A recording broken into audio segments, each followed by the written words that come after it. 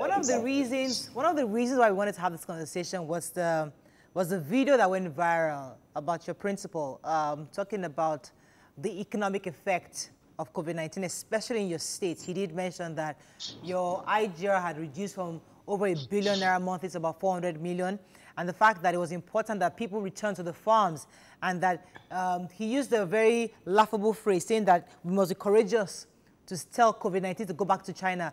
Could you help us understand? Because when we hear the governor speak in that manner, it's almost like you belittle the impact of COVID-19. Could you help us give some clarity to what his direction, what exactly he meant by sending out that video the other day? What he was just trying to point out is the fact that we need to look at our economy.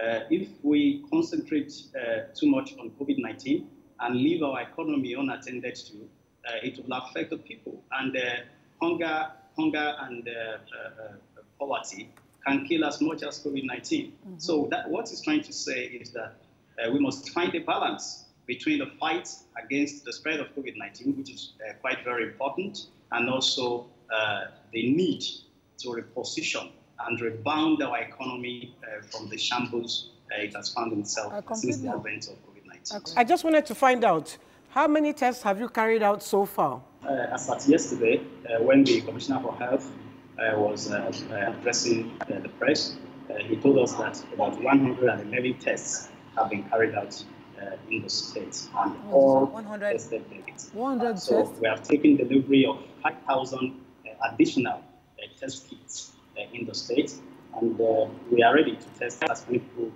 as will fall into the category of people that are qualified for the test.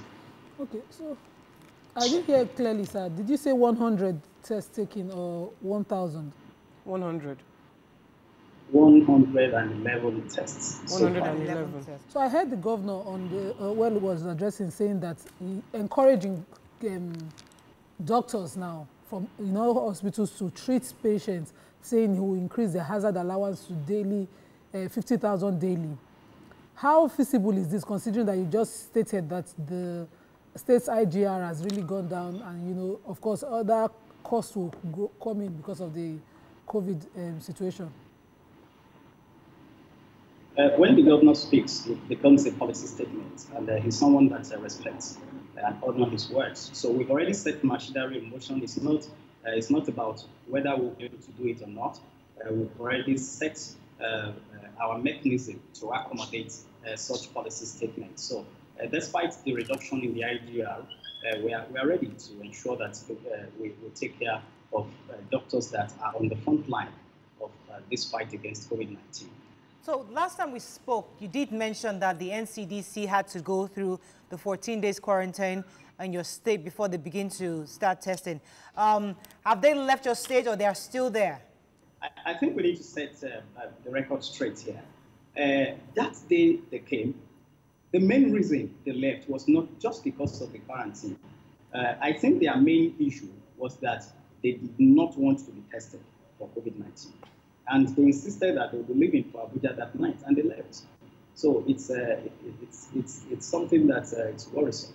But we are not relying on them. We are not going to rely solely on NCDC anymore. We have well enough test kits in the state. We are going to take more deliveries on Thursday this week. So we are ready to deal with the situation.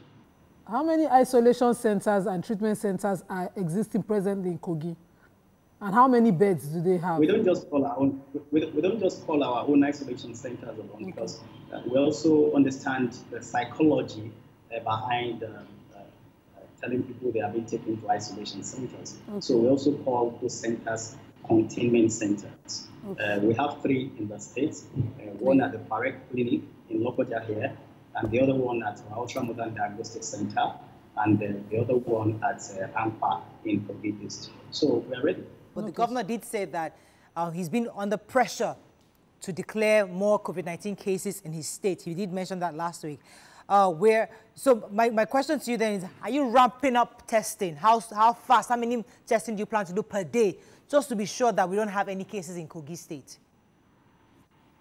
Thank you. We are not going to put pressure on ourselves, and we are not going to state numbers there.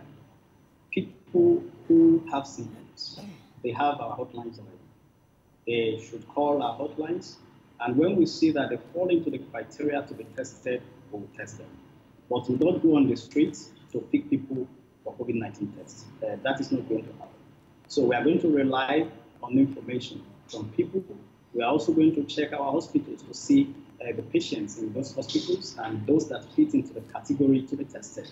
We have enough testing kits now. We are going to get more, and it shows that we are ready. Okay.